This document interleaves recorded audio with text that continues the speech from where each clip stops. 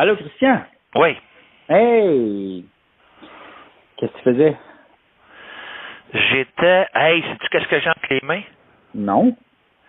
J'ai oublié de te dire ça. Qu'est-ce que t'as entre les mains? Histoire de sport 2. Je pensais que tu allais dire histoire de jouets. Ah non, Histoire de sport 2. OK. Dans lequel, évidemment, c'est sûr, tu participes. Ah oui, Gratis. oui. Ah oui. Ah oui. Comment? Ah oui. Oui. Comme Non, mais je t'en souvenais pas. Non, mais pour vrai, j'avais comme... Là, c'était histoire de sport, je savais pas c'était quoi. Tu sais, je pensais que c'était un livre random, mais là, tu me rappelles que j'ai écrit un texte pour toi. Oh, que je te le rappelle. Ben, tu me rappelles que ça s'appelait Histoire de sport. Histoire de sport 2, j'ai fait Histoire de sport 1, puis là, c'est Histoire de sport 2, puis il est beau à mort. Ah Puis, ouais. attends une minute, je vais te dire, je sais que t'attends avec impatience. 400, Christophe, 475 pages. C'est quand même des pages. Ben oui, c'est beaucoup. Martin Leclerc, tu sais c'est qui Martin Leclerc? C'est qui ça donc? Le journaliste de sport de Radio-Canada, là. OK. C'est le plus intelligent, puis le plus futé, puis lui aussi il écrit des livres. OK. Puis on mesure la qualité de nos livres par le nombre de pages. C'est bon. Hey, j'ai dit, j'en ai écrit un tabarnouche de bon. Ah oui, combien est-ce que de pages? 510. Oh, wow, je pourrais jamais écrire un livre meilleur que ça. C'est beau, ça paraît. On est imbéciles. Mais moi, je suis... Là, Attends, une minute, là. Moi, je suis où dans ce livre-là? Là? Je suis comme au début ou je suis à la fin? Non, t'es au début. Ah, je suis au début? T'es pas au tout début, là, mais t'es dans les premières pages. Attends, je vais te le dire. Oh, mon Dieu. Attends, je vais te le dire. Wow, arrête, là, la pression, ça va. Jean-Pierre Réal Bélan. Provençal, à page 29. Mon Dieu, je suis après Jean-Pierre Coallier puis Réal Bélan? Avant? Ouais. Oh my God.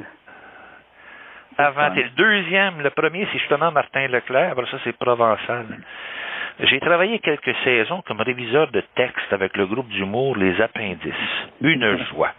J'ai adoré ce passage de ma carrière. Les 5 gars du groupe, Jean-François Chagnon, Dominique Monplaisir, Julien Corriveau, Dave Bellil et Jean-François Provençal, sont des originaux, ils sont intelligents, créatifs et travaillants.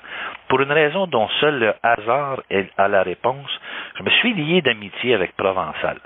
Je pense que le secret de cette amitié a 9 pouces de circonférence et y est cousu 216 fois d'un fil rouge reliant 2 pièces de cuir identiques et demeure à ce jour le plus bel objet de l'univers, une balle de baseball. C'est autour de cette balle que s'est tissée notre amitié, 216 coutures bien serrées. Ça, c'est la présentation que je fais. Après ça, boum, oui. Tu pars dans ton texte. Pow! Est-ce que, mon vieux, le hit? C'est une belle présentation, pour vrai, j'aime ça. Ben non, mais c'est exactement la vérité. Fait que, oui. Mais je trouve ça cool parce que, tu sais, Réal Bélan, il va lire un de mes textes probablement, tu sais. Il va l'avoir, ces livres-là, dans ses mains. Ben oui, Réal, mais oui. Tu vas venir au lancement, faut que tu viennes au lancement. Ben oui, je vais venir au lancement. Il va-tu avoir du fromage? Oui. Yes! Oui, je suis sûr qu'il va y avoir du fromage.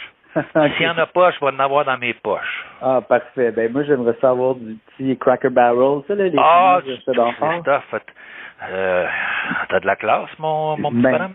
Oui, moi, des petits fromages à 2 piastres. Ah oui, c'est ça.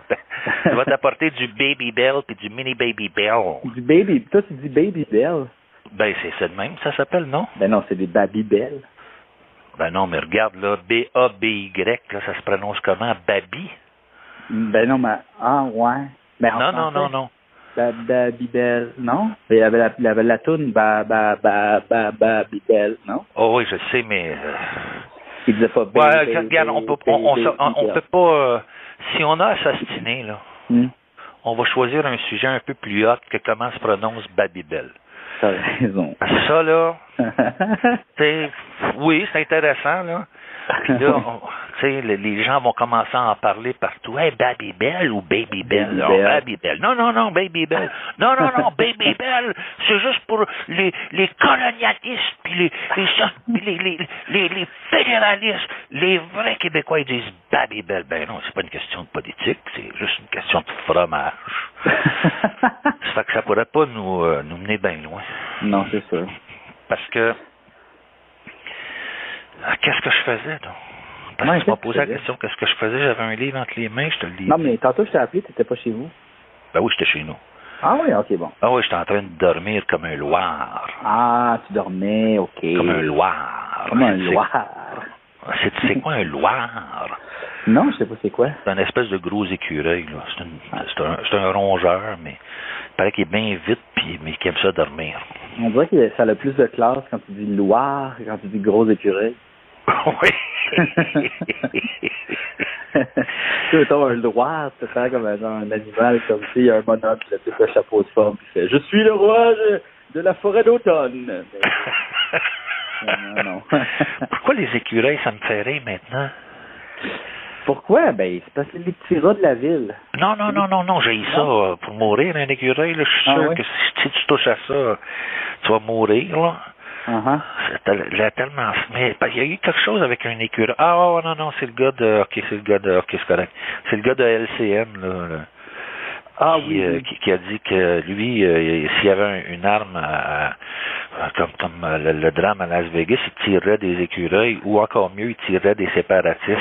Ça, c'est bizarre. Pourquoi il a dit ça à la TV? Non, mais c'est un gars... Écoute, c'est un professionnel, là. C'est un gars qui a été le porte-parole puis le chef de cabinet de Brian Mulroney. C'est pas un droit de pique. Mais là, mais c'est parce que, tu sais, comme à être tout le temps en direct à la TV pendant plein d'heures, à un moment donné, tu dis une connerie que, tu sais, genre, tu sais, ça dans un party, mettons, tu dis ça, tu sais, un peu à la blague, là, tu sais que le monde va pas prendre ça sérieusement, mais là, t'es quand même à la TV, tu représentes quelque chose, tu sais, il y a des fous, là, qui écoutent la TV, là.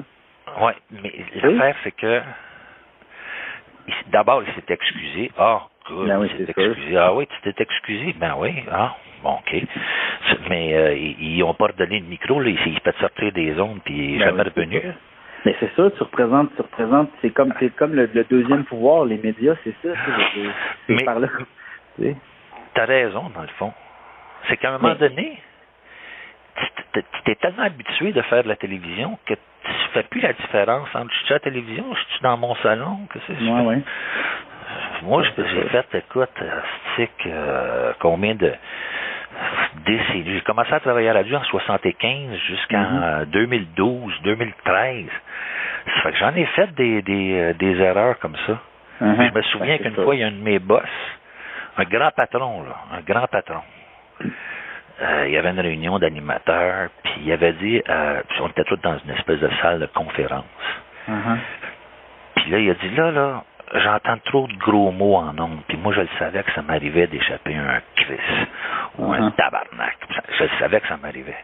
Il dit, là, je veux plus l'entendre. Le seul qui a le droit de sacrer, c'est Christian. Il avait eu la permission devant tout le monde. Yes! Puis là, je suis allé le voir après, je dis, pourquoi? Il dit, parce que toi, quand tu sacs, on dirait qu'il n'y a pas d'autre mot qui peut aller là. C'est juste ce mot-là. J'ai dit, OK. J'en ai pas profité. J'aurais pu en profiter. T'avais ta carte. Oui, j'avais ma carte chouchou. Ah, c'est drôle, ça. Ouais. Mais j'en ai pas abusé, disons. Non. J'ai pas abusé de mon pouvoir blasphématoire. De mon pouvoir de Loire, blasphématoire. C'est exactement ce que je me pensais.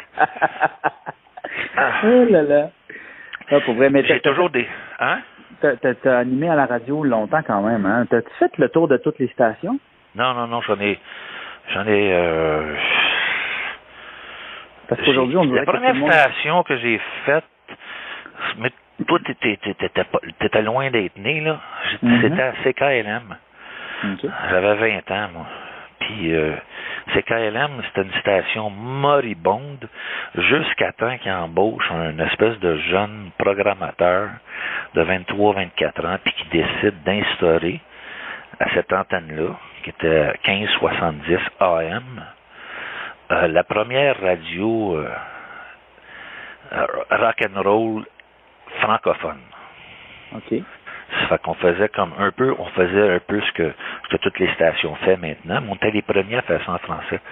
Ça fait qu'on présentait, puis on s'inspirait de ce qui se faisait aux États-Unis, puis là, les codes d'écoute, mon vieux, ont explosé, astique.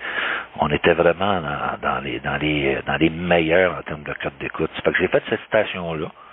Puis après ça, j'ai fait C'est quoi? C'est KVL, qui est la même organisation, là. C'était un AM puis un FM. Alors, moi, je faisais les deux. Puis après ça, j'ai fait avant ça, on appelait ça CKMF. Puis c'est devenu Énergie. Puis après ça, j'ai fait Rouge FM. Okay. Ouais, il y a quelque chose qui vente ici, là. Je pense que c'est le vent. C'est le vent qui vente? Ouais. C'est le vent d'automne. Attends une minute, non, je vais arrêter ça, là. Parce que moi, je me mets un ventilateur. Ben, là, le son, y a-tu comme changé? Ah non, le son est bien correct. Ça dérange vraiment pas. OK, non, mais je l'ai enlevé parce que ma femme m'a dit que un ventilateur, ça fait de la poussière. Mais non, ça ne crée pas de la poussière. Là, ça la pousse peut-être dans un coin. Là. Puis elle me dit que non, ça crée de la poussière. Fait que t'as fait Rouge FM. Ouais, alors Rouge FM à la fin, mais j'ai pas aimé ça, Rouge FM. Il y avait du monde qui me tapait ses nerfs. Là. Ah, bon. Ouais. Puis, c'est la vie, hein? Ouais. Puis c'était pas... Tu préfères-tu faire de la radio ou faire de la TV, toi? Ah, de loin, la radio, là. Ah, la ouais? TV, j'en ai fait. Puis j'en fais encore occasionnellement, mais comme invité. OK. Et comme être animateur, oublie ça. Ça te tente pas, J'ai là. tellement haï ça, là. Ah ouais, hein? Ah non, je suis pas beau, c'est non, j'ai pas une face montrable. Laisse faire ça à du monde qui aime ça, là, un Salvaille, puis le petit Robitaille, André, puis l'écuyer, eux ça qui aiment ça à mort, puis c'est des beaux bonhommes, ils sont sveltes, ils ont des cheveux.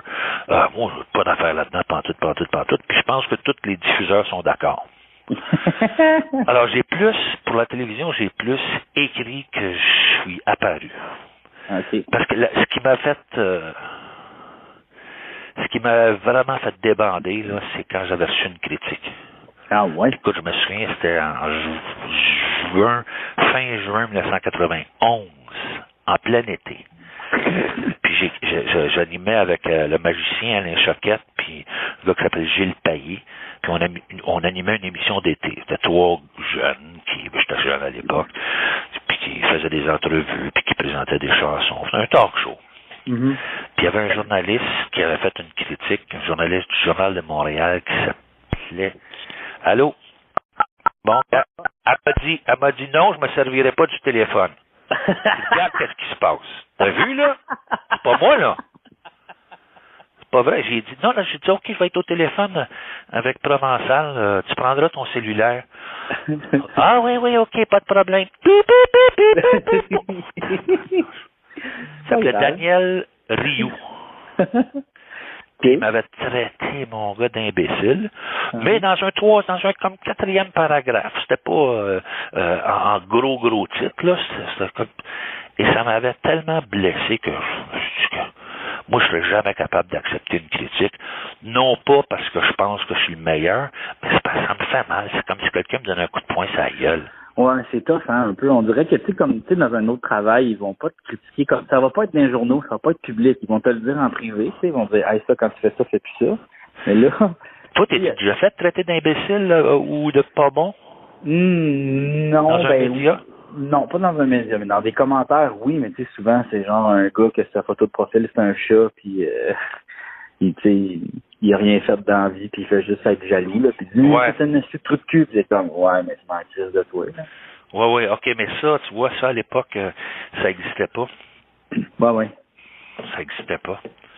Ça fait que les seuls commentaires qu'on voyait ou qu'on entendait, c'est quand ils étaient dans des médias officiels.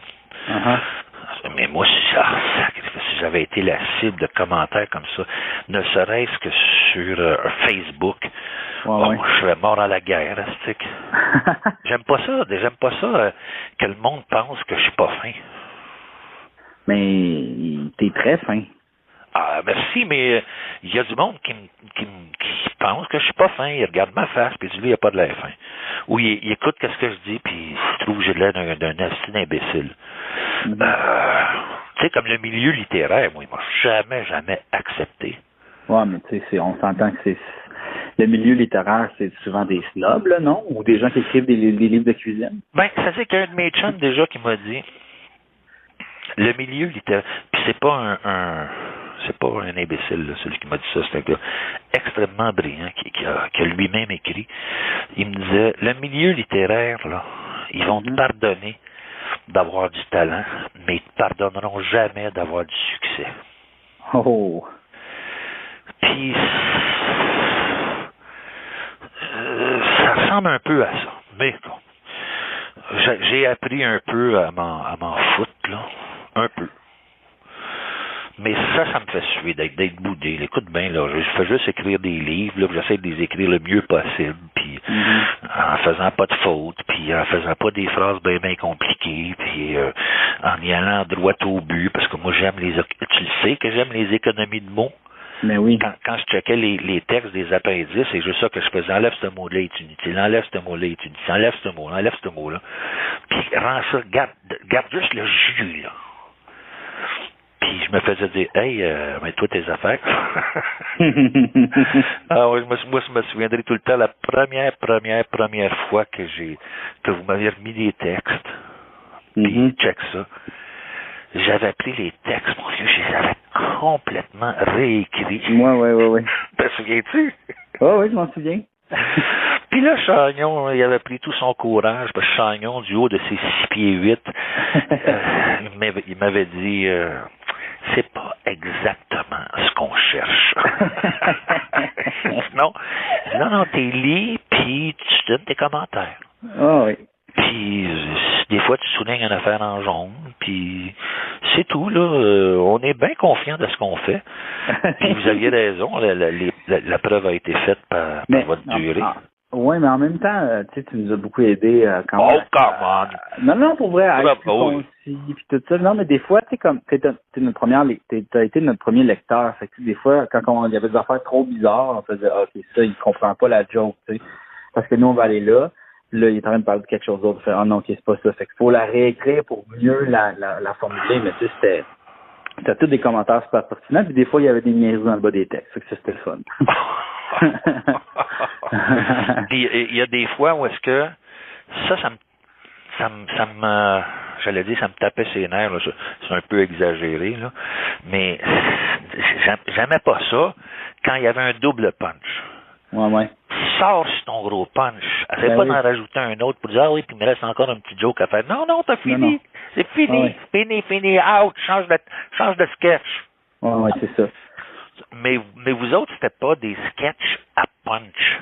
Non, c'est ça. Il y en avait, c'était comme parsemé un peu partout. C'était juste un niaisage perpétuel. Ouais.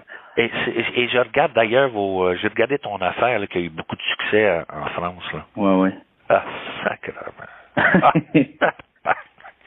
Tu sais comment ça se fait, je t'ai mis avec lui. Qu'est-ce qui s'est passé dans mon cerveau? Mais je pense qu'on est vraiment pareil, toi puis moi, là.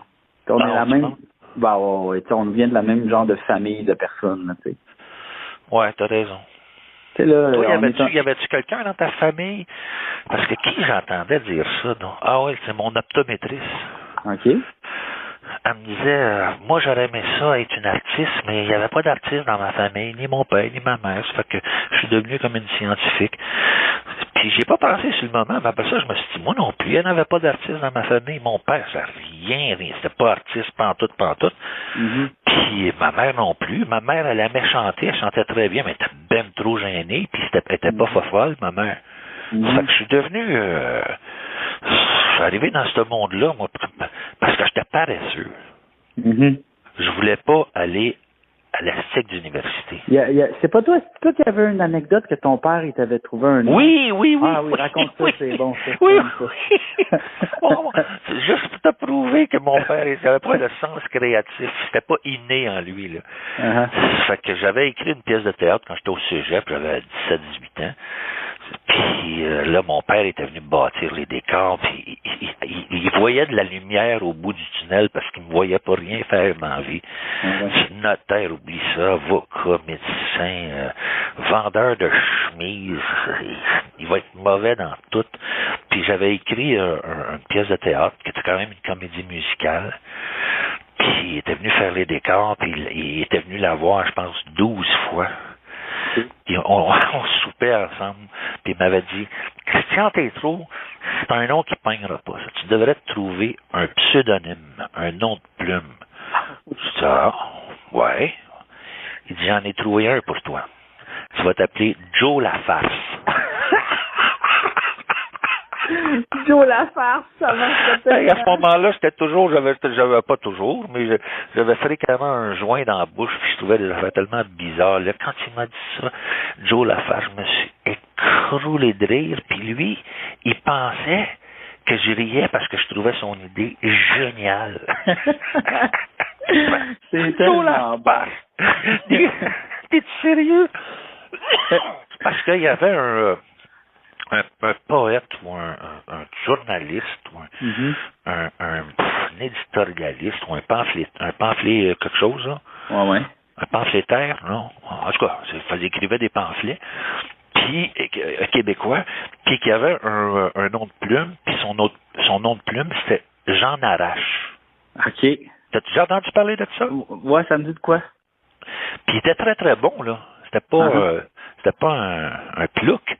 Il était vraiment bon. Ça fait probablement que mon père a pensé à Jean Arrache. Hein? Je pense que c'était un prêtre, Jean Arrache, me semble. Quelque chose de même. Ça me dit de quoi? Ah non, ça c'est le frère Untel. Ah oui, c'est ça. OK.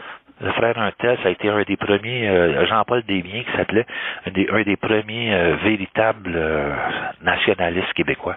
OK. Fait que c'est ça. Allô? Moi non, je suis là. Ah, OK. Je me demandais qu'est-ce que tu faisais. T'as comme arrêté de parler. J'étais, allô? Ben oui, mais des fois, j'arrête de parler. Ben oui, parce que t'as plus rien à dire. Ah non. Ouais, c'est ça. Non, ben je te le disais, c'était pas un plouc.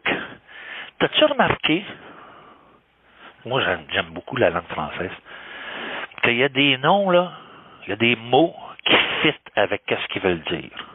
OK, comme quoi? Si je te dis que t'es un plouc, Ouais. c'est sûr que tu penseras pas que, je suis gentil ou je suis intelligent. Si je te dis que t'es un plouc, immédiatement, même si tu connais pas le mot, juste le son du mot fait « Oh, Christ », ça veut dire « je suis con ». Comme un moron aussi. Tu ne peux pas te faire traiter de moron en pensant que c'est une qualité qu'on vient de te donner ou c'est un compliment qu'on vient de te faire. Le mot, il est pas doux, c'est ça que tu dis, là. Moron. Ouais. Il y a aussi le mot mad. Le mot mad, là. Il y a comme... C'est comme si tu disais wesh. C'est pas juste ça, c'est que quand tu dis à quelqu'un ah shit, t'es mardeux, mon gars. Ça veut dire t'es chanceux. Au Colin, ah oui, je vais aller au forum, pas au forum, mais je vais aller au Centre Bell voir les Canadiens, j'avais des billets, je vais aller dans la chambre. Ah, c'est de mardeux. OK? Par contre, si je te dis c'est de plein de marde, c'est le contraire que ça veut dire. Mais la différence sémantique entre un mardeux et un plein de marde, là, c'est la même affaire. C'est la même chose. Ça fait référence à quelque chose de... En tout cas, je sais pas pourquoi je te raconte ça. Ben, parce que... Pour le je fun. sais pas pourquoi. Ouais. Ben, c'est pas grave. Parce que je pensais aux mots. Je pense souvent aux mots. As-tu remarqué que tous les mots de la langue française qui commencent par la lettre E, il n'y en a pas un qui se prononce E. OK. Trouve-moi un mot qui commence par E et dont la prononciation, c'est E. École, élève, élément, émancipation, ça commence tout par E, accent aigu, ou des fois E, accent circonflexe. Je te le dis, regarde, j'ai même pas fouillé dans le dictionnaire, c'est que je me lève en pleine nuit, moi. Ça fait que, puis je vais sur le balcon afin de faire semblant que je fume pas. OK. Puis, je pense à toutes sortes d'affaires de même. OK. Mais c'est fucked up. J'ai essayé dans c'est fucked up certains, j'ai essayé d'en trouver un que ça commence par E. Puis j'en ai pas trouvé. Des fois, c'est E, euphémisme. Mm-hmm. Mais c'est pas un E seul. Faut que le E, il faut qu'il soit accompagné d'un U. Est-ce que c'est intéressant que je t'apprends? Non, mais en fait, c'est quoi? Moi, je suis en train de me demander, tu sais, je suis en train de chercher un mot, là, puis j'en trouve pas, effectivement. Ah non. As-tu ton dictionnaire avec toi? Ben, écoute, je te dirais que l'Internet serait mon dictionnaire. Ah ouais, non, ouais. Qui a un dictionnaire en 2017? Ben, excuse, moi, j'en ai 3. Ah, ouais. Ouais. C'est-tu un gars, hey, petite anecdote. Anecdote! Anecdote! Oui. Vas-y. Il y a un gars qui ne sait pas comment chercher dans le dictionnaire qui est très connu. Puis il m'a déjà dit en ondes à la radio, il m'a dit, moi, là, demande-moi pas de chercher un mot dans le dictionnaire, là, je sais pas comment ça marche. Toi, je sais pas comment ça marche. Il dit, non. Moi, trouver un mot dans le dictionnaire, là, ça me prend au moins 2 minutes. Ben là. Ah non, il sait pas comment ça marche. Ça y rentre pas dans la tête. Je sais pas s'il est dyslexique ou whatever, là, ou une affaire de même. Alors, faut que tu devines c'est qui. Il a un grand nez, il a presque pas de cheveux, il a beaucoup de succès à la télévision avec une émission comique 1 demi-heure par semaine qui se passe dans un camping. Hein, dans un camping? Ben, c'est pas un camping, mais c'est un chalet, là. Hein, Martin Petit? Oui! Mais non. Oui! Écoute, appelle-les, là, puis dis, Martin, il y a quelqu'un qui m'a dit, je pense que c'est Joe Lafarce. Il m'a dit, que tu savais pas comment chercher dans un dictionnaire. Il va te dire, ben ouais. Et pourtant, c'est un gars qui écrit, là. Puis il écrit bien à part de ça, Martin. Ben ouais. Ben oui. Il sait mais pas. C'est ça, mais c'est parce qu'il serait dyslexique, c'est ça? Ah, je sais pas. Mais en tout cas, je trouvais ça comique. C'est la première fois que je rencontrais quelqu'un qui savait pas comment ça marchait un dictionnaire. Les mots sont en ordre, ouais, mais dans quel ordre? Ben ouais, mais c'est drôle. Ouais, c'est drôle, certain. Moi, ça me fait bien rire. Moi, ça me fait capoter. Ah, ben bon. De rire, gagerie, là. Non, mais pour vrai, je trouve ça assez étonnant. J'ai envie de chercher des mots qui commencent par E puis qui se disent il y a quelque chose, puis non. Il n'y en a pas. Ah non. Donc, mais c'est parce que E a tellement d'influence sur l'autre lettre, tu sais, comme EL, ça fait L, tu sais, on dirait, tu sais. Puis t'as-tu remarqué que les gens de la Beauce, puis les gens du Saguenay, ils ont de la difficulté à dire le char. Comment ça? Ils mettent le à l'envers, ils mettent le E avant le L. Ils vont dire le char. Le char. Ouais. Le chalet, il aurait besoin d'être replacé. Le moteur de mon char. C'est fucké les accents, ça, parce que... j'aime ça, mon gars. Des fois, j'écoute la radio, là. Puis, il y a un gars qui... moi, j'écoute les émissions de sport. Puis, il y a Gilbert Delorme qui anime une émission de 10h à midi le matin. Et aujourd'hui, je l'écoutais, là. Puis, je me disais, lui, là, s'il diffusait cette émission-là intacte en France, il n'y a personne qui le comprendrait. Et pourtant, nous autres, on le comprend. Juste à cause de la façon qu'il prononce les mots qui sortent. Puis il parle bien, là. C'est un gars brillant, Gilbert Delorme, je le connais. Mais je me dis, il n'y a aucun Français qui saisirait de quoi il parle exactement. Ça, j'aime ça. J'aime beaucoup la raison. Oui, excuse. En fait, je suis allé dans la région de Charlevoix, dernièrement. Et puis, attends, faut que je check dans Google Maps, là, parce que je suis un peu fourré, mais à un moment donné, on est grand dans un dépanneur, puis le monde, il y avait comme l'accent du Saguenay. J'étais comme, mais comment ça se fait qu'il y a quelqu'un, tu sais, qui a l'accent du Saguenay à Charlevoix, tu sais? Mais c'est quand même super proche. Fait que là, je me suis demandé, tu sais, est-ce que les gens du Saguenay, ils habitent juste comme autour du Saguenay ou c'est plus large encore, tu sais? Cet accent-là, il arrête où, tu sais? Bonne question. Puis il y a même aussi, mettons, à Rimouski aussi, des fois, ils ont des mots qui disent pas de la même manière. Puis en Gaspésie, on s'entend aussi, là. Mais... Oui. Mais en Gaspésie, ça se rapproche de l'acadien, là. Ouais, c'est ça. J'ai aussi appris qu'il y avait une île française sur l'île du Prince-Édouard. Ah? À côté de l'île du Prince-Édouard. Ouais, non, attends, c'est où déjà? Qu'il y a une île, l'île de la Réunion, c'est ça? Une île! Ouais. OK, j'ai compris, une mine. Non. Il y a plein de Français qui habitent là. C'est comme une genre de ville de France, là. Tu sais, vraiment. Le monde. Ah, oui? Ouais. Là, tu parles pas de Saint-Pierre-et-Miquelon, là. Je sais pas. Mais je sais qu'une place shit, t'as pas de Canada. culture. Tu sais pas c'est quoi Saint-Pierre-et-Miquelon? Non. C'est quoi Saint-Pierre-et-Miquelon? C'est 2 îles qui sont sur la côte de Terre-Neuve et qui sont des territoires français. C'est ça. Saint-Pierre-et-Miquelon. C'est exactement ça que je parle. Oui. Terre-Neuve. C'est ça. Mais c'est un territoire français. Excuse-moi, je t'interromps, là. Oui. Est-ce que tu me permets d'être déçu pendant les 5 prochaines secondes? Oui, tu peux. Non, mais moi, ça, je le savais pas, tu sais. Il y a population 6080 personnes. Currency euro. Fait que là-bas, ils payent en euros, puis les photos sont vraiment belles. Je regarde les maisons, là, c'est plein de couleurs, c'est vraiment beau, là. Moi, tu sais que j'adore les chiens labrador. Ah, moi, je sais ça. Non, ouais, t'adores ça? Ah, j'en ai eu 3. Okay. Et là, tu vas dire, mais pourquoi tu me parles de ça? Je suis en train de te parler de Saint-Pierre-et-Miquelon. Voici pourquoi. C'est que moi, j'ai toujours acheté mes chiens à même place chez un éleveur parce que je voulais que ce soit des bons chiens, des chiens intelligents, dociles, bien élevés.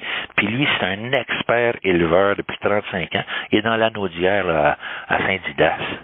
Ben, c'est un gars de Saint-Pierre-et-Miquelon. OK. C'est un gars de ces îles-là, puis qui a décidé de se partir sa business quand il était tout jeune. Aujourd'hui, il doit avoir quoi, 55 ans? C'est un endroit fantastique à visiter. Si jamais tu veux avoir un chien, mais je pense pas, parce que toi, tu es un gars de la ville. Ben non, mais moi, j'aimerais ça avoir un chien, c'est juste que je peux pas m'en occuper. Ah ben là, ouais, mais c'est ça. Alors, regarde, achète-toi d'autres choses. C'est ça. Achète-toi un fusil mitrailleur. M'acheter un fusil mitrailleur pour tirer des écureuils. C'est ça, pour tirer des... Ou des fédéralistes. Ah ben oui, ben non. Mais non, pas du tout. Ben non, je le sais, t'es pas là pantoute. Mais non, vraiment pas. Mais ouais, c'est que tu vas-tu checker le baseball, toi? Ben oui, je l'ai déjà checké, j'ai déjà commencé. Ah ouais? Ben moi, ouais. j'ai pas regardé le baseball cette année. Non, ouais. Même pas un match. Ah non! 0 match. Ben, t'as-tu regardé au moins... C'est parce que moi, je t'envoie des fois des petits YouTube de 5 minutes, là. Tu les regardes pas? Ben oui, je regarde ça, mais je te parle d'un match, là. Ah non, d'un match, tu t'assois au début de la première manche, puis tu te rends jusqu'à la fin de la game? Ah. Non, ça, je pas fait ça cette année. Mais d'habitude, je fais ça, tu sais, je le mets à TV, puis là, je fais quelque chose d'autre quand même, là, mais... Ben, c'est ça. Le baseball, c'est ça qui est une des beautés du baseball, c'est que tu peux regarder une game de baseball sans la regarder. Ben, c'est ça qui est le fun, je trouve. Tu peux regarder une game... Excuse, mon petit pitou, mais t'en as vu une game de baseball au complet cette année? Ah oui, c'est vrai, j'ai vu une game de baseball des Blue Jays contre... C'était qui déjà? Les Pirates. Les Pirates, c'est ça. Au stade olympique. Ouais. Puis, tu m'as même acheté un billet. Ben oui. À 91 piastres le billet. C'est très pour cher. Une game hors concours. Eh oui. Alors que moi, j'ai jamais payé un billet de baseball parce que j'étais journaliste. Oh boy. J'étais journaliste et têteux en même temps. C'est les deux qualités primordiales pour avoir des billets gratis. T'avais-tu des hot dogs gratuits avec ça en plus? Ben oui. Ah ben là, crime, t'avais tout. Ben oui, j'étais sur la galerie de la presse. Ah, ça devait être malade, pour vrai, ça, cette époque-là. Tu sais qu'ils chargent aux journalistes une pièce et 25 par hot dog? Non. Ah ouais, hein? Ben ouais. Ça, c'est malade, ça. N'importe quoi qui est gratis, c'est le fun. C'est ça. La galerie de la presse, dans le fond, c'était un peu plus élevé, là. Oui. C'est en haut, là. Ah ouais. Puis tu y allais-tu à toutes les games? Non. Non. Il y allait peut-être... c'est-à-dire une année, en 2000, me semble que c'est en 2002, les expos m'avaient demandé d'être leur porte-parole à la radio. OK. Ça fait que je faisais des publicités pour eux autres. En 2002. OK. Puis, ils m'avaient donné un cachet très correct. Puis, en plus, ils m'avaient donné 2 paires de billets de saison. Ah ouais, hein? Dont une des 2 paires, c'était le premier banc en arrière du receveur. Oh boy. Ah, c'est malade, ça. Et tabarnouche, mais moi, qu'est-ce c'est à 81 games. Penses-tu que je vais aller voir 81 games? C'est que là, j'avais plein de monde là, que je connaissais. Hey, tu allais au baseball? Ouais. Viens chercher des billets. Blablabla. Et le gars, il arrivait là, puis je disais pas où est-ce qu'étaient situés les billets. Ah, boy. J'ai 2 bancs direct en arrière de la place, je te dis, qui me rappelait hein, le lendemain. Si t'en as d'autres, là, gêne-toi pas. Moi, j'en ai un paquet d'autres. C'est malade, ça. Ouais, je comprends. Surtout quand t'aimes ça. Ah oui, moi, j'aimerais. Tu sais, j'ai aimé le baseball trop tard parce que moi, j'aurais vraiment été celui qui serait allé à la game. Tu sais, mettons, écrire avec mon ami. Tu sais, genre. Non. Excuse-le. Non. Je te le dis que oui. T'as pas aimé le baseball trop tard. On aime le baseball quand le baseball arrive dans notre vie, par un chemin ou par l'autre. Moi, j'ai aimé ça. Je me souviens pas quand est-ce que j'ai commencé à aimer ça. Moi, dans le fond, c'est pas nous autres qui aiment le baseball, c'est le baseball qui nous aime. C'est ça que t'es en train de me dire, là. C'est qu'à un moment donné, moi, au début, j'aimais ça parce que mon père aimait ça. Là, je connaissais pas les A, puis les B, puis les C, puis les X, puis les Y, puis les stratégies, puis les joueurs, puis l'histoire, puis tout ça. Je connaissais pas ça. Ouais. Mais j'ai tellement aimé ça, puis tellement étudié, quand j'étais petit cul, là, mes cartes de baseball, c'était mes objets favoris, que je suis devenu une espèce de... un connaisseur, non pas de la game, mais surtout de l'histoire de la game. OK. Puis des statistiques, puis de tout ça. Ça, je capotais là-dessus. Ah ouais. Puis à force d'en regarder, j'ai fait beaucoup de... j'ai fait beaucoup de liens métaphoriques entre le baseball puis la vie. Le baseball puis le langage. Le baseball puis les chiffres. Ben, je t'ai déjà parlé de mon chiffre favori, c'est le chiffre 9. C'est le dernier chiffre, d'abord. Il y a du monde qui dit, ben non, c'est 10. Non, 10, c'est pas un chiffre, c'est un nombre. 10, ça prend 2 chiffres pour le former, un 1 puis un 0. Mais les chiffres, c'est 0, 1, 2, 3, 4, 5, 6, 7, 8, 9. Puis le dernier, donc, c'est 9. Puis le 9, dans le jeu de baseball, il revient continuellement. Là, je suis en train d'emmerder tout le monde, mon non, et c'est ça, cette affaire-là. C'est exactement pour ça que je t'appelle. Ah oui, vas-y. Il y a combien de games dans une saison? Ben là, t'as dit 81, mais ça doit être les matchs à domicile, donc... 162. OK. 1 plus 6 plus 2 égale? Oui, 9. Il y a combien de manches dans une game? Il y en a 9. Combien est-ce qu'il y a de joueurs sur le terrain? 9. Quelle est la distance entre le marbre et le premier but? C'est-tu 9 pieds? 90 pieds. Je connais pas les pieds. 9 pieds, c'est pas beaucoup, hein? 9 pieds, non. Hey, c'était très drôle, ça. 9 pieds? Non. 90 pieds. Donc, 9 plus 0, ça fait 9. Puis, si tu frappes un double, ça fait 18, 180. Puis, si tu frappes un triple, ça fait 270 pieds. 2 plus 7. Puis, si tu fais un circuit, c'est 3, 6. Donc, ça fait 9. C'est 9 tout le temps. T'as beau essayer de sortir de... Alors, il y a une magie mathématique quand tu examines le baseball. Puis, il y a des gens qui disent, tu vois, tu m'avais envoyé ça, j'ai trouvé ça, je l'ai regardé encore hier, parce que tout ce que tu m'envoies, je le garde, puis des fois, je m'en vais le revoir, puis c'est ben oui, c'est vrai. Te souviens-tu, tu m'avais envoyé comme une espèce de jeu d'animation, où on voyait tous les plans de tous les packs du baseball majeur. Enchaîné, boum, un par derrière l'autre, là, comme à toutes les 2 secondes, t'en as un nouveau. Il n'y a pas un terrain qui est pareil. Non, ça c'est fou, ça. Sont toutes. Alors qu'au hockey, tu le sais, c'est 85 pieds de large puis 200 pieds de long. Au football, tu le sais, c'est 100 verges au football américain puis 110 verges au football canadien. Puis la largeur, c'est tant. Puis tout est standardisé. Il y a juste le baseball qui n'est pas standardisé. Non, mais c'est ça, c'est malade, là. Ça, c'est comme le golf, un peu. Tu sais, le golf, aussi, c'est un peu ça, tu sais. Oui, c'est comme le golf, sauf que c'est un jeu d'équipe. Puis encore là, je te dis, c'est un jeu d'équipe. C'est le parfait mélange entre un jeu d'équipe et un jeu individuel, parce que tu le sais, à la base, là, c'est un lanceur contre un frappeur. C'est ça, le jeu, là. Moi, je lance la balle, toi, tu essaies de la frapper. On est juste 2, là. Mais là, quand tu extrapoles, puis que tu es là-bas, puis que tu continues la réflexion, puis tu te rends compte que non, c'est un super jeu d'équipe, mais c'est un jeu d'équipe qui se passe en secret. Parce que les gens disent, il se passe rien sur le terrain. Et ça parnouche. Comment il se passe rien? Il s'en passe plus que dans n'importe quel autre sport, parce que le baseball, c'est un sport où les joueurs, en plein milieu du jeu, peuvent penser, peuvent créer. Alors là, tu as le coach du troisième but qui envoie un relais au coach qui est sur le banc, qui lui envoie un relais, puis ça, c'est juste des signes. Parce que là, on pense que les signes, c'est juste le catcher qui dit envoie-moi une courbe ou envoie-moi une balle rapide. Il y a toutes sortes de signes, mon vieux, si tu savais, là.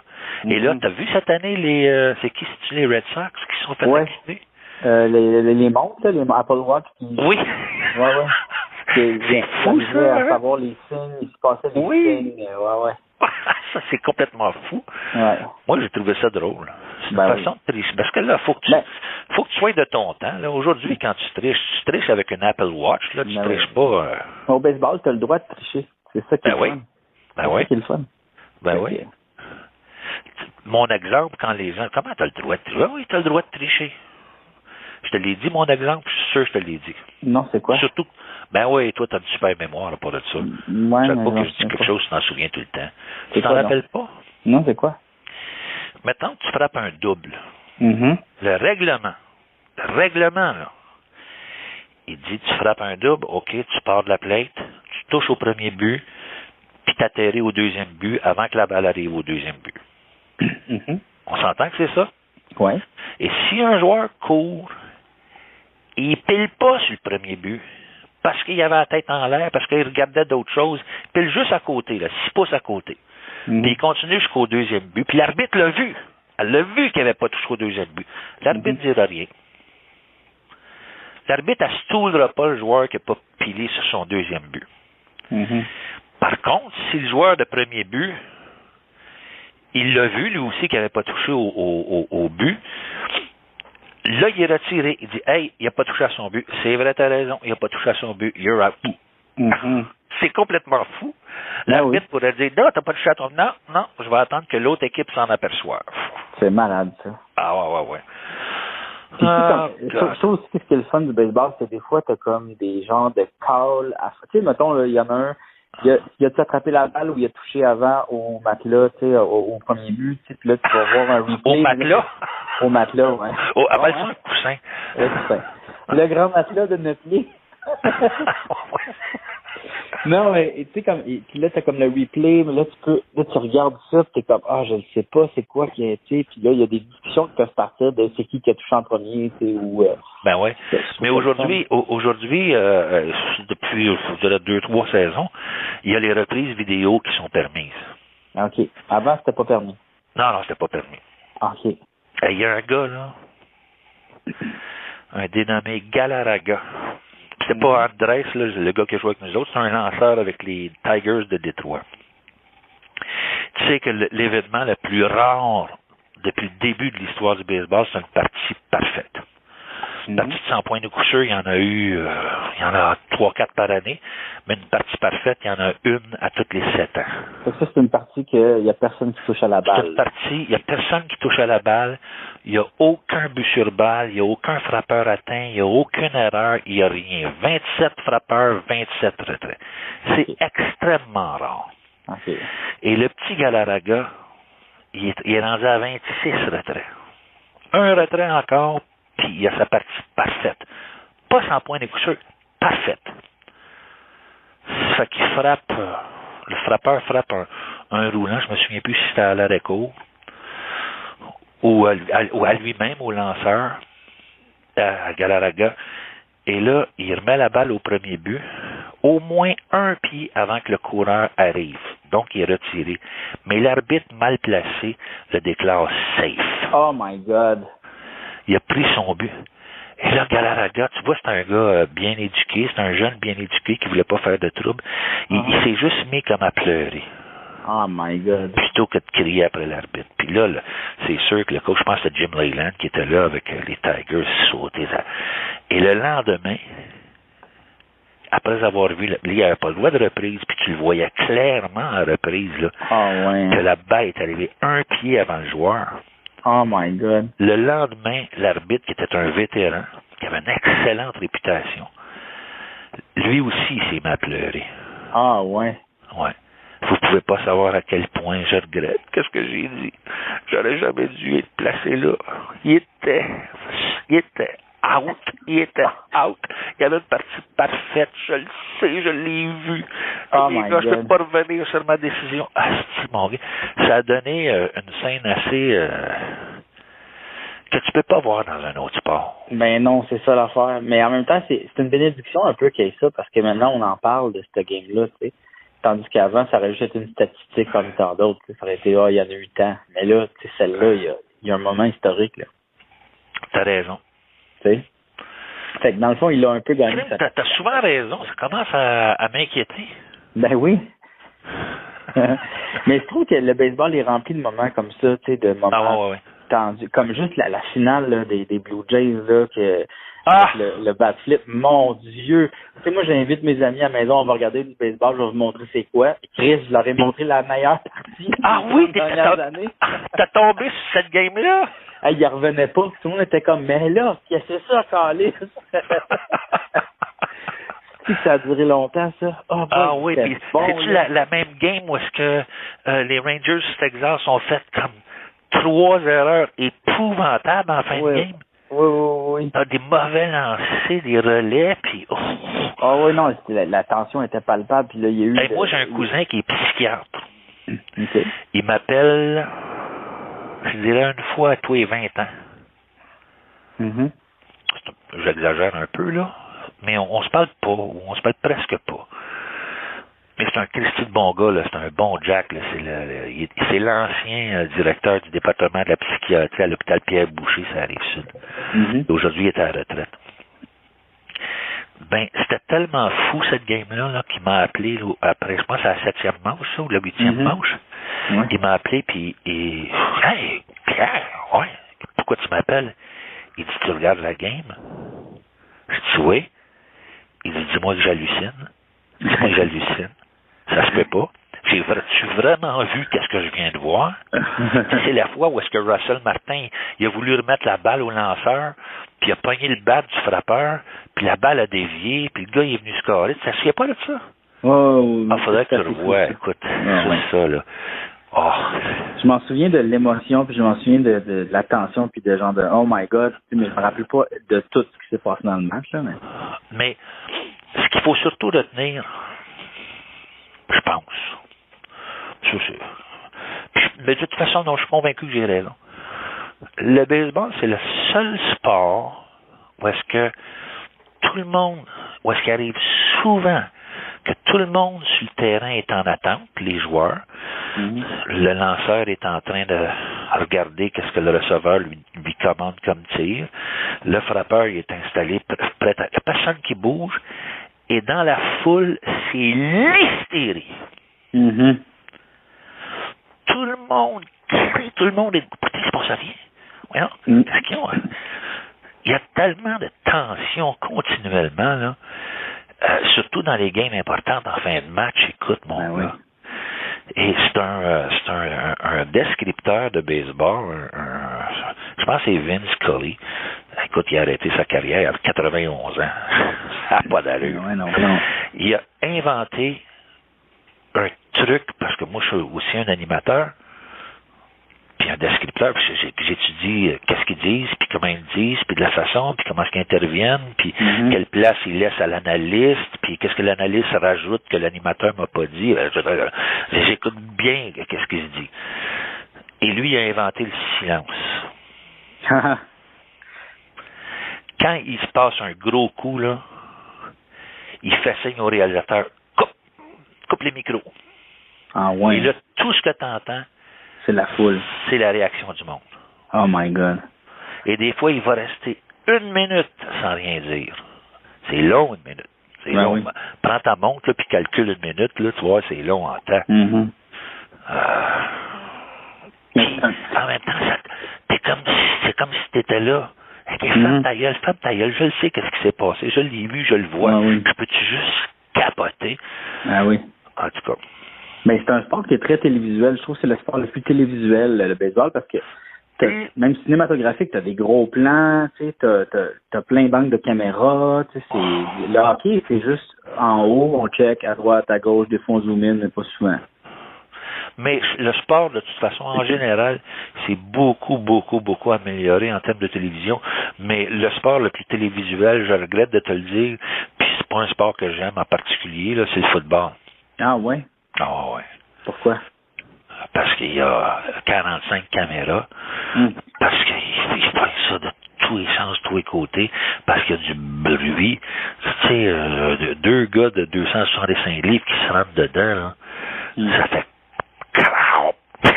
mais c'est tellement violent. J'ai vu encore cette semaine le film. Hey, tu devrais regarder ça, ce film-là, si tu l'as pas vu déjà. Ça s'appelle Concussion, commotion. OK, ouais. C'est l'histoire de comment ça a commencé, l'histoire des commotions cérébrales. Puis c'est l'histoire d'un docteur africain qui arrive ici, puis que il tombe sur le cas de un neurologue. Puis c'est lui qui a tout trouvé ça, que c'est le football, puis c'est le jeu qui causait des blessures, qui étaient plus que des blessures, qui ruinaient la vie du monde. Puis, écoute, c'est fascinant. C'est avec Will Smith. OK, j'ai pas vu ça. Okay. T'as pas vu ça? Mais ça, tu vois, c'est une autre affaire pourquoi j'aime le baseball. Parce qu'au baseball, tu le vois, tu vois la face du gars. Tu sais à quoi qu'il ressemble. Il y a juste une petite casquette. Il y a une petite casquette avec toute sa face est là. Tandis qu'au hockey, ils ont des gros casques, puis ils ont un masque, puis au football, c'est encore pire. Mais au moins, au baseball, tu vois la face du gars. Tu vois ses intentions. Le baseball, ça me ressemble. Des fois, il y a du monde qui ont des petites bédaines, puis des fois, il y a du monde qui ont des lunettes. Fait que, ça me ressemble, là. Tu sais? À ce compte-là, ça me ressemble à moi aussi. Ben, c'est ça. C'est vrai? Le repas est délicieux, tu sais. On parle de popcorn et de hot dog. Je suis là.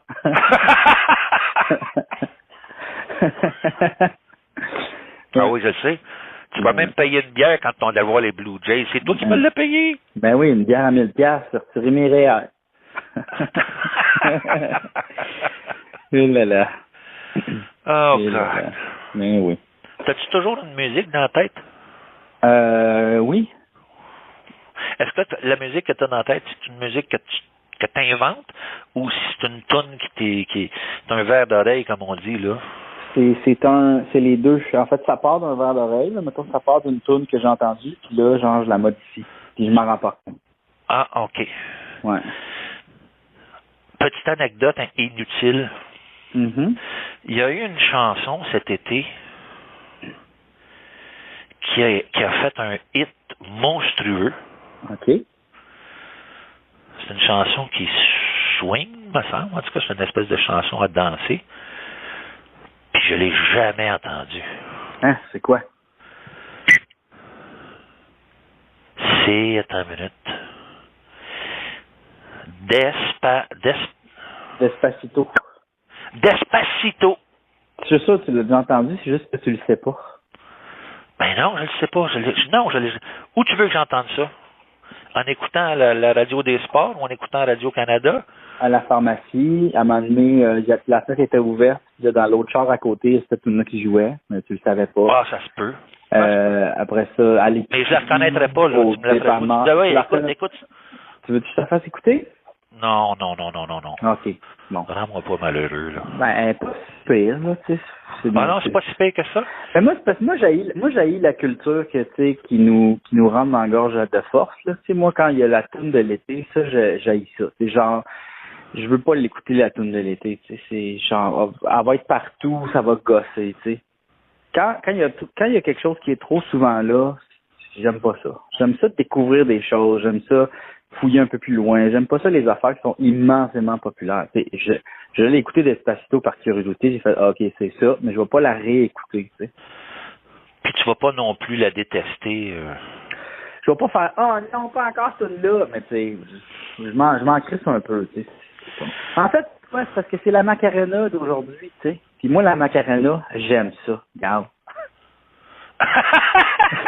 Non, mais je trouve que, tu sais, il y a un côté risible à ces vieilles affaires-là. Tu sais, la Macarena, les Spice Girls, tu sais, là, ou toutes ces tunes-là, Mambo Number 5, tu sais, c'était les hits des années 90, tu sais. Mambo Number 5, ça, j'aimais ça, me semble. Mais c'est ça, mais il y a comme un côté risible à ça. Despacito, pas tant, tu sais, c'est juste une tune en espagnol, puis un peu reggaeton, un peu lent. Je fais, OK, mais elle est bonne, mais moi, il y a une longue tune qui, je pense, a été un succès pendant les années de guerre, de la Deuxième Guerre mondiale, là, en 1940.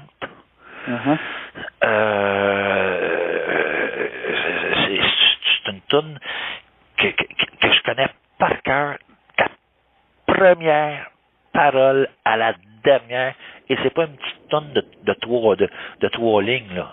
C'est une longue tune, mais je la connais par cœur. Puis ça devait être ça, une espèce de succès d'été, parce que c'est une tune très optimiste, c'est l'histoire d'un gars qui ses affaires vont bien. C'est un gars positif, puis c'est un gars optimiste. C'est un monsieur qui s'appelait Jean Boyer, puis ça a été repris par mon idole de tous les temps, Georges Brassens. Puis il raconte que il s'est acheté un char. Il s'est acheté une auto. Une jolie traction avant qui filait comme le vent. Et là, comme la guerre a commencé, lui a été envoyé à la guerre. Il est resté là pendant 8 mois. Il est revenu, puis le pays était dirigé maintenant par les Allemands, puis ils ont enlevé son auto. Mais, pas grave, il s'est acheté une moto. Puis là, la moto, il s'est rendu compte qu'à cause du prix du gaz qui montait, elle coûtait trop cher. Ça fait qu'il a revendu sa moto. Mais, pas grave, il s'est acheté un vélo. Mais là, ça faisait 12 vélos de suite qui se faisaient voler. Ça fait qu'il a décidé de... Là, il dit, je vais prendre le métro. Ça s'appelle pour me rendre à mon bureau. Là, il va prendre le métro. Mais là, le métro ferme toute la ligne sur laquelle il est, parce qu'il y avait une pénurie d'électricité. Ils ont fermé le métro. Ça fait que là, il s'est acheté 2 bons souliers. Puis là, le cordonnier a fait faillite, puis il ne ressemelle plus. Ça fait qu'il finit sa chanson en disant, je vais apprendre... Puis il est toujours très positif, là. Pour lui, c'est pas des mauvaises nouvelles, ça. C'est juste, je vais m'adapter aux nouvelles affaires qui m'arrivent. Puis là, il apprend à la fin à marcher sur les mains. Puis il dit, je vais voir le monde à l'envers, je vais voir si c'est mieux, parce que quand je le regarde à l'endroit, c'est pas très fort. Puis je la connais par cœur, je me la chante la nuit. En tout cas. Ça a l'air d'être une bonne tour. Oui. J'ai pas le temps de te la chanter, hein. Oui, si tu veux, vas-y. Ben non, mais je la connais par cœur, ça fait que j'aurais pas besoin d'aller sur Internet. C'est... Attends. Pour me rendre à mon bureau, j'avais acheté une auto, une jolie traction avant qui filait comme le vent.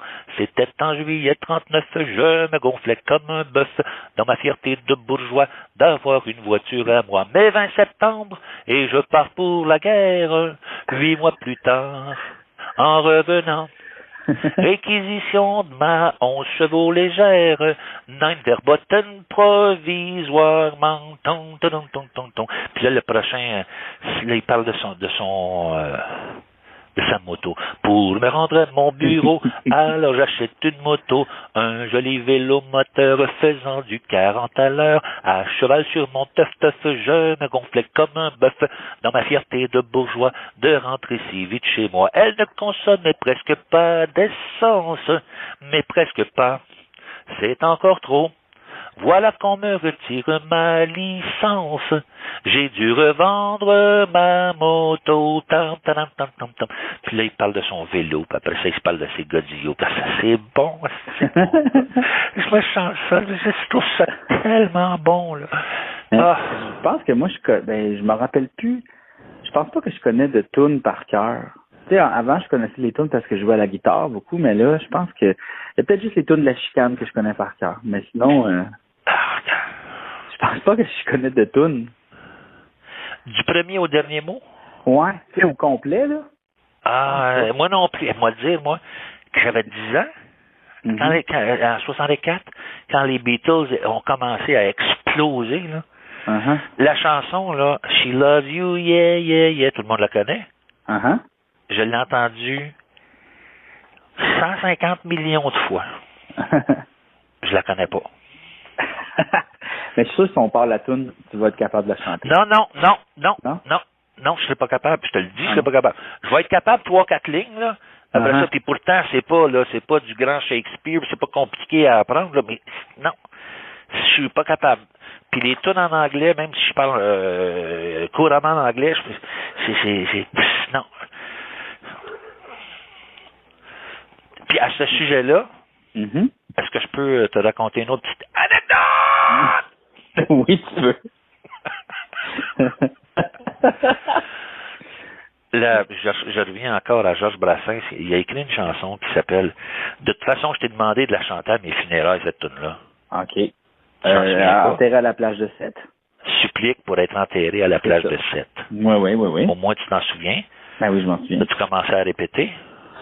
Non, pas encore. Mais c'est parce que moi, je vais faire ça c'est de l'après-midi, tu sais. Genre. Oh, attends une minute. Oh. Juste avant d'y aller, là. Oh, non. Impossible. Ah, non. Trop difficile. Ouais, t'as raison. Mais peut-être que ce que je te raconte, je te l'ai déjà raconté. Ah, ça se peut, mais c'est pas grave. À un moment donné, je reçois à radio encore. Tous mes souvenirs, moi, viennent de la radio. On reçoit Daniel Boucher, là, qui commençait, là. Il commençait avec de la désir. Ça se peut-tu, ça? Oui. La gang de malades, ça, là. Oui, c'est de la désir. OK. Puis, on a Daniel Boucher, alors on chante sa toune. Merci, Daniel. On fait une pause, on revient. Et pendant la pause, Boucher me dit, toi, qu'est-ce que t'aimes en musique? Je dis, moi, excuse, là, je suis vraiment en retard de 2 générations. Moi, c'est Georges Brassens, je l'écoute tout le temps dans mon auto, chez nous, à la maison, tout le temps. C'est un dieu. Je connais, il y a 281 chansons, je les connais, tous les 281, presque par cœur. Même, j'ai déjà été invité à Radio-Canada pour chanter des chansons de Brassens. Ah, ouais? Ouais. À l'émission de Monique Giroux. C'est pas n'importe quoi. Mais non. Fait qu'il me dit, c'est quoi la plus belle? Je dis, la plus belle, celle qui me touche le plus, là, c'est Supplique pour être enterré à la plage de Sète.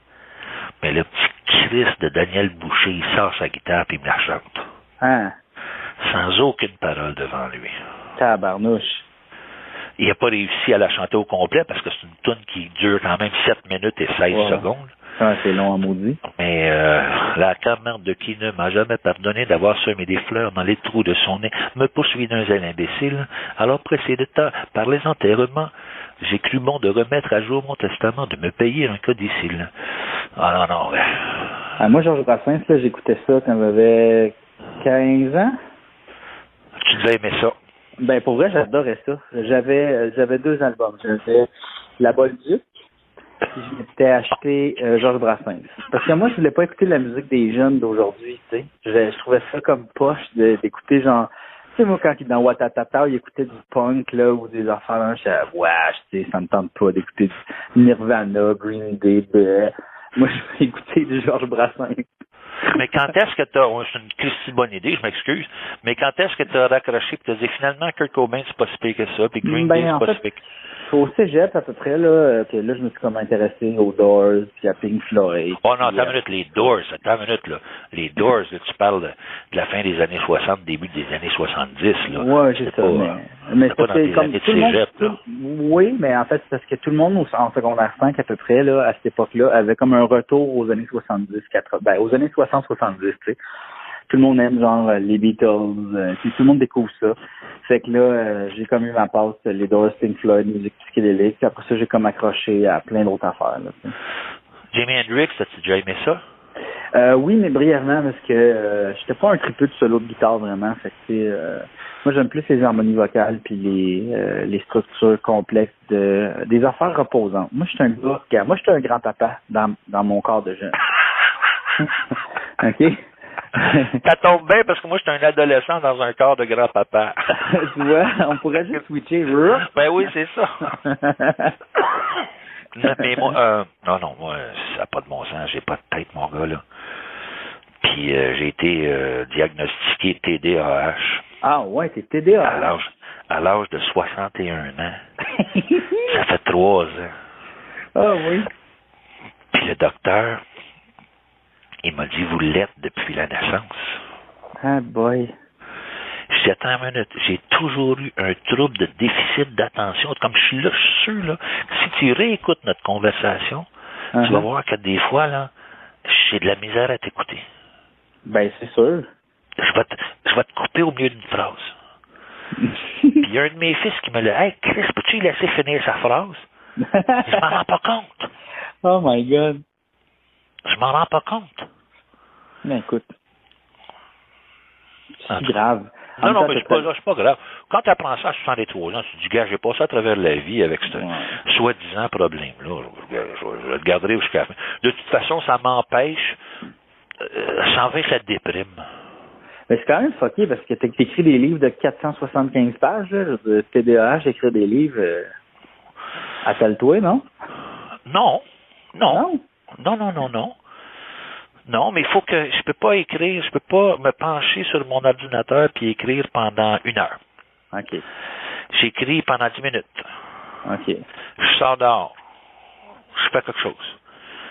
Je reviens. J'écris pendant 10 minutes. Je sors dehors. Puis il y a des fois où il y a des livres que j'ai écrits, mon gars, là, c'était tough en tabarnouche. Ouais. Ah ouais. C'est bon. Quand j'ai écrit le livre là, qui parle de la mort de ma fille, là. Ah ouais.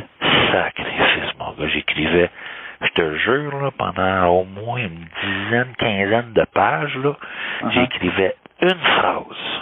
Une phrase. Puis là, je m'en allais dans le fond du jardin, puis je pleurais comme un estique de malade. Ah ouais. Puis là, je revenais, puis j'écrivais 2 phrases, puis la deuxième phrase, puis là, je suis plus capable. Bon, je m'en allais dans le fond de la cour. Puis ça m'a pris 3 jours d'écrire 10 pages. Il voulait. Alors non, mais le TDAH, c'est ça. Ça nuit pas à l'écrivain, même je suis quasiment porté à dire que ça l'aide, c'est pas un piège. Ça l'aide. Ah ouais? Bon. Parce que quand tu relis tes affaires, tu les relis comme si c'était la première fois que tu comme si c'était pas toi qui l'avais écrit. Ouais. T'as pas réalisé que tu avais écrit ça. Ça fait que ça se corrige plus facilement. C'est comme si c'était un autre qui l'avait écrit. Ça fait que là, tu le corriges. Puis là, tu reviens, puis tu le corriges encore. Puis la 4e fois, tu reviens, tu le corriges encore. Puis la 5e fois, tu te dis, ben voyons, c'est pas moi qui ai écrit ça. C'est pas moi qui ai écrit ça. C'est trop bien écrit. Mais c'est parce que t'as passé dessus 4-5 fois, là. Oui. Au point où est-ce que tu dis, ah, cool, non. Puis là, tu regardes alentour de toi. Là, s'il y a personne qui te regarde, tu t'en vas dans la salle de bain. Là, tu te regardes dans le miroir, puis tu fais, yes! Est-ce que je suis bon? Non, mais ris pas, c'est vrai. Hein? Ah oui, ben... Ça a l'air d'une joke, là, mais c'est vrai. Mais je le dirais pas... je peux pas dire ça. Tu me vois-tu dire ça dans un talk show? Ben, c'est un peu ça que tu es en train de faire. Oui, mais... Oh, God. En même temps, non, mais en même temps, moi, je suis fier de moi aussi quand je fais des cossins, là, tu sais, des fois, je regarde mes propres affaires. Oh non, mais toi, t'es un gars gêné, Bidou. Ouais, je suis gêné, mais des fois, je regarde mes affaires, puis je trouve ça bon, tu sais, je suis comme, wow, ok, j'ai fait ça. Tu sais, des fois, j'oublie. Des vieux sketchs, mettons, là, où je suis vraiment crampé de moi-même. C'est un peu con, là, parce que, tu sais, c'est comme si... En tout cas. Non, mais t'as raison. Mais je sais que t'es gêné, tu sais, j'ai éprouvé ta gêne à quelques reprises. Ah oui, non, moi, je suis gêné. T'aimes pas ça, hein, quand j'éprouve ta gêne? Ah non, j'aime pas ça. Mais je m'en fous. Hey, connaissez-vous Jean-François Provençal? Ouais. Non, mais raconte la fois que tu l'avais fait à Marc Labrèche. Oh! Ça c'était drôle. C'est parce que Marc, pendant 3-4 ans, fin des années 90, là, fin des années 90, on se voyait toujours dans le temps des fêtes. Parce que lui, il avait des enfants, ben, tu connais sa fille, Léane? Oui. OK, puis son fils, Orion, puis ils ont le même âge que mes fils. Puis Marc et moi, on travaillait ensemble. Ça fait que, à Noël, entre Noël puis le jour de l'an, il venait toujours passer. C'est long, hein, des fois. Des fois, je me dis, calice, get to the point, man. Get to the fucking point. On a le temps en esti. Ça le dirait, on a le temps. Vas-y. Ça fait que... ils venaient souper chez nous. Puis la plupart du temps, tu sais, les enfants, ils étaient des jeunes, des jeunes enfants, même pas des adolescents, ils étaient trop jeunes encore pour être qualifiés d'adolescents. On leur faisait venir un lunch, on allait au resto, puis eux autres, ils aimaient ça. Oh, pizza! OK, parfait. Puis France, ça faisait un repas pour Fabienne, la regrettée Fabienne, Marc et moi. Et elle, bien sûr. Puis un jour, je m'en vais chez Pizza Hut pour commander 3 grandes pizzas, pepperoni, fromage, blablabla. Ça fait que je m'en vais au comptoir, je commande mes pizzas, puis la madame, elle me dit, OK, ça va être prêt dans une vingtaine de minutes. Puis Marc était venu avec moi. J'étais comme à 3 minutes de chez nous. Ça fait qu'elle me dit, OK, ça va être prêt dans 20 minutes. Votre numéro, c'est le numéro 63. Ça fait que quand on va vous appeler, vous viendrez chercher votre commande. C'est parfait. Puis là, vous pouvez aller vous asseoir là. Puis là, il y avait effectivement des bancs pour attendre. Ça fait que là, on était assis tous les deux. Puis là, je dis, attends juste une petite minute. Et là, je m'en vais au milieu du restaurant. Où est-ce que c'était plein. Puis ce qui est bien important dans l'histoire, c'est que c'était le temps où le film Mathusalem était sur tous les écrans, était annoncé dans toutes les McDonald's. C'était le gros film du temps des fêtes. Mathusalem, le pirate, là, qui était avec des enfants. Ça marchait au bout. Il y avait des posters de marque partout. Ça me présente. Au milieu du restaurant, je grimpe sur une chaise, je demande à un monsieur de prêtez-moi votre chaise, ce sera pas long. Alors, je me lève devant tout le monde. Puis là, je dis j'aimerais juste avoir votre attention, s'il vous plaît. Les enfants, j'aimerais avoir votre attention. Oui, OK. Juste, ce sera pas long, j'en ai pour 15 secondes. Je veux juste vous faire une belle surprise. D'abord, je vous souhaite un joyeux temps des fêtes. Puis là, je criais pas, là, mais je parlais fort pour qu'ils m'entendent. Écoute, j'ai fait de la radio, je sais c'est quoi parler fort. Alors, ici, parmi vous aujourd'hui, il va se faire un plaisir d'aller vous voir chacun à votre table pour distribuer les autographes. Je vous présente Mathusalem. Marc, il était assis sur le banc. Ah ben, sacre. Et Marc, il roule avec les coups. Oui.